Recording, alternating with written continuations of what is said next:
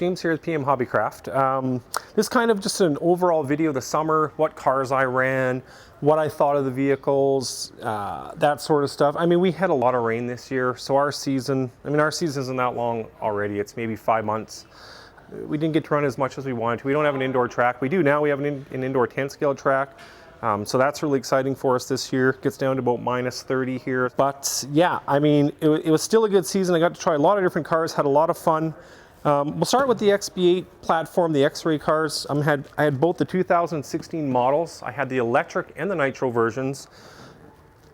You know, they went together fantastic. I mean, anybody that's built an X-Ray car will tell you that, whether it be it's their 10 scale program, on-road program, they all go together really well. Their plastics are phenomenal. Fit and finish is fantastic. I mean, they just go together really well. I didn't have any issues with this car particularly. Jumping is fine, lands really great. I did change out the pistons. I went to AE pistons, not the stock pistons. There's a 1.3 in the rear, and then I drilled out 1.6 by 6 by 1.3 hole for the front, I believe. I'll have to double check that, sorry. And that tend to work better than the stock pistons. So that's what I pretty much stuck with. 30 weight in the rear, 40 weight in the front. Ran those in both cars. Some guys said the springs were a lot softer and they didn't like that. I didn't experience that problem. With the stock pistons, maybe a little bit it was soft, but the pistons with the associated pistons with the stock springs I found was really, really good. Didn't really wear out anything, although we didn't get a chance to run a lot, so you know, I can't really give you a fair estimate there. I didn't break anything. I did have a weird thing happen with one of the rear shock bodies. It kind of dented in a weird spot. Not sure really how that happened, because where it was dented quite high, I can show you in the Kyosho car here, it was quite high. It was dented way up here, so it was kind of weird that it was way up there, but that was the only problem I had with the car. And I had a servo issue. There's another gentleman here, Kevin Thompson, runs one of these as well. He hasn't had any servo problems, but I had some servo issues. That being said, I really don't know what to say about that. Other than that, the cars were great. They were fantastic. I didn't have to change the setups a lot. Pretty much ran stock setups and just played with moving the shocks either out or in on the towers, depending on the track conditions. And that was about it. I mean, everything else was fantastic. So I mean, I'd recommend anybody to buy an X-Ray car for sure. No issues. Moving on, if you guys have any further questions about this, please just you know, ask me a question on this video, and I'll be more than willing to help you guys out and answer the questions as soon as I can, for sure. Next, we're gonna move into the Kyosho stuff. I ran both. I had the nitro before. I ran the electric quite a bit. And once again, it's Kyosho car. If anybody's put together one of these two, there's no hand fitting required. Same as the X-Ray products. You don't have to trim anything, shim anything. They come just out of the box. You just put them together and that's about it, and run them. I would say the Kyosho platform, yeah, some people may disagree with this, some might not, who knows. It's probably one of the easiest kits to set up track from track. Generally speaking, you know, you can be off on the setup a little bit and the car's going to work really well. You can still fine tune it, don't get me wrong, but it's generally a very easy car to drive. Most people that drive the car, that have driven my car, can drive it without any issues, no problems. So I would say it's a fairly easy car to drive and to set up track for track. Electronics I'm running in this car. I chose to go with the Hobbywing stuff. Once again, never tried it before. I've tried Orion, Reds, Tekin, all of the above. And I have to say the Hobbywing it's phenomenal. It works really, really well. I was very impressed with the Hobbywing products. I have their new Wi-Fi module that attaches this, uses your phone to adjust. It works absolutely flawless. It's perfect.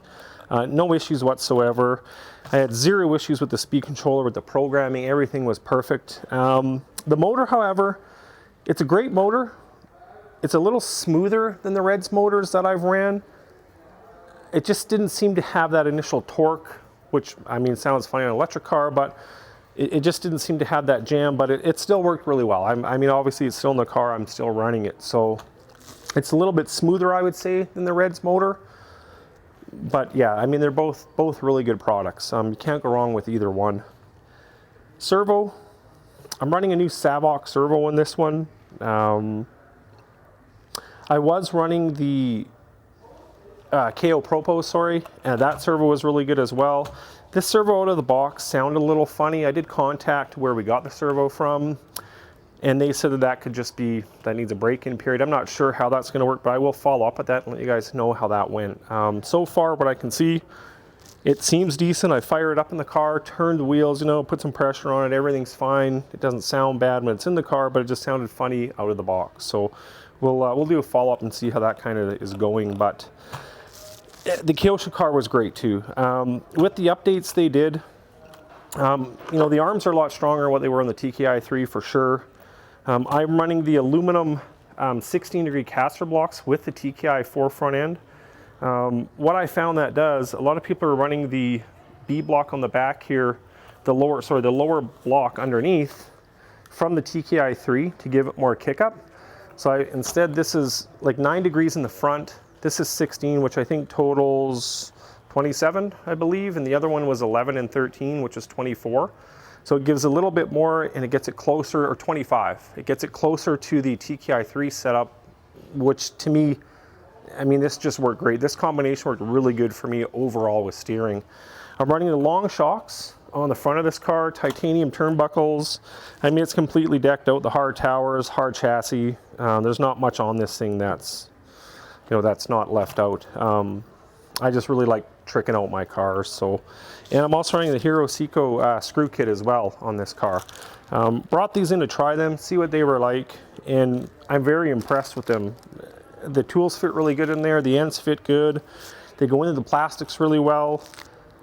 So yeah, I mean, I'd highly recommend these to anybody that that wants some titanium screw kits for their car. So they work really well. I'm not sponsored by Hero Seiko. This is just me telling you this is what I thought of them, and I really like them. Yeah, I mean, pretty much stock pistons, the 5-hole 1.5s, blue springs, as you can see. And I mean, this is pretty much the setup that I've ran all the time. I will play with the link in the back, either raising or lowering that link. Depending upon the track conditions, if I want to get more traction, I'll raise it up a bit. Other than that, I haven't really had to do much with this car. They work really well. That's about it for the Kyosho. If you guys have any questions on this, let me know, and I'll answer the questions as well. I'm probably sure I'm leaving some stuff out. Just don't want this video to be too long and drag on for you guys. So, you know, if you, like I said, if you have the questions, just please ask, and I'll answer them for you. For the Nitro cars, I do run the Reds motors and pipes. This is the 5 edition, the 5-port team edition. I have yet to run one of these, but next year I am definitely going to try one and run one. I typically use only the 7-port, always. I just found smooth power delivery. It was smoother on the bottom, lay down the power a bit easier. It just seemed to work really well for me. And a few guys that have ran them here as well say the same thing. It's just a really good motor. So highly recommend running the Reds engines as well. Okay, 10 scale. 10 scale was interesting. Haven't really ran a lot of 10 scale because we mostly do 8 scale at our track. Well, I do anyway. There are a few guys that run 10 scale. So I got into it. I did try the XB2 at first. Not sure what I did wrong. Obviously, I either put something together wrong. I have no idea, but I could not make that car work for me. Just couldn't get the back end to lock down. Now, I didn't give it a lot of time. I mean, it was like a day, and I was kind of pretty frustrated with it. So I got a B6D, put this together right away, right off the bat. It worked phenomenal. It was really, really good. Really dialed in right away. Great traction overall. Handled well, jumped well. And the products that I'm running in this here, I'm running a Spectrum servo. It's a 6240, a Hobbywing ESC, Futaba radio, of course, and I'm running the Gens Ace battery pack. This is a 4600 60C.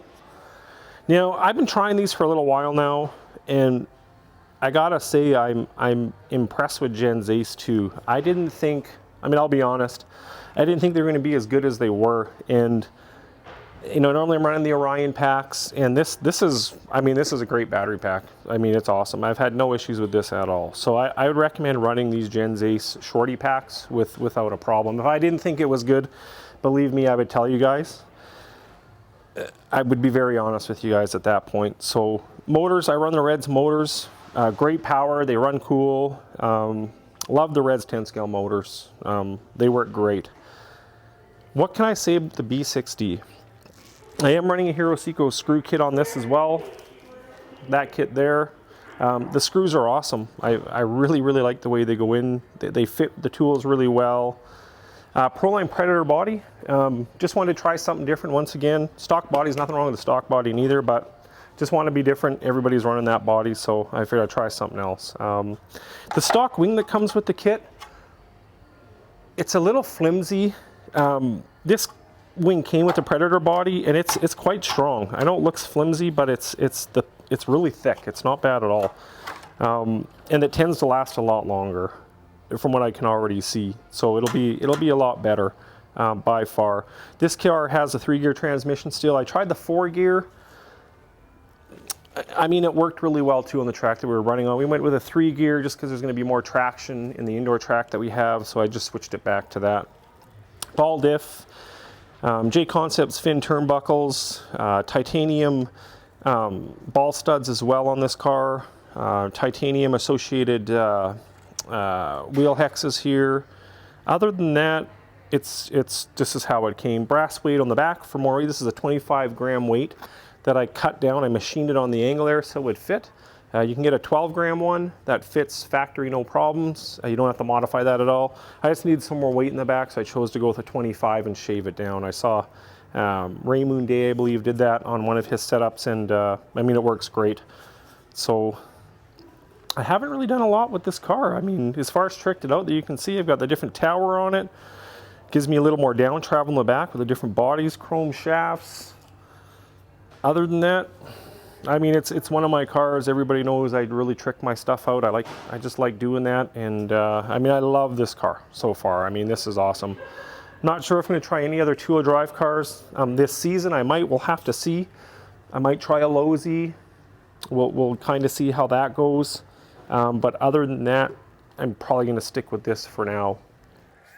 So that's about all I got for today, guys. Sorry that it took us a long time to do a video. Apologize for that. We're going to try and do some more for sure.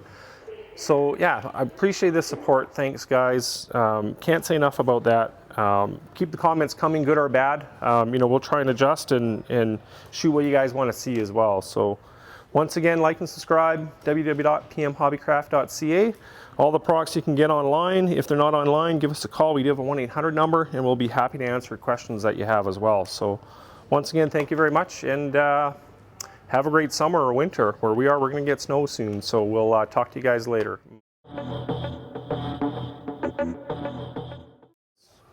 Feel free to, to hit us up on the YouTube channel there, PM Hobbycraft, or oh, you got to cut that, man. I messed that one right up. Yeah. Okay, Yeah. Okay. Yeah. It's I got him screwing, I never shot anything. So yeah. I wish something would have shot out of it. Yeah. Messed me up when I saw it.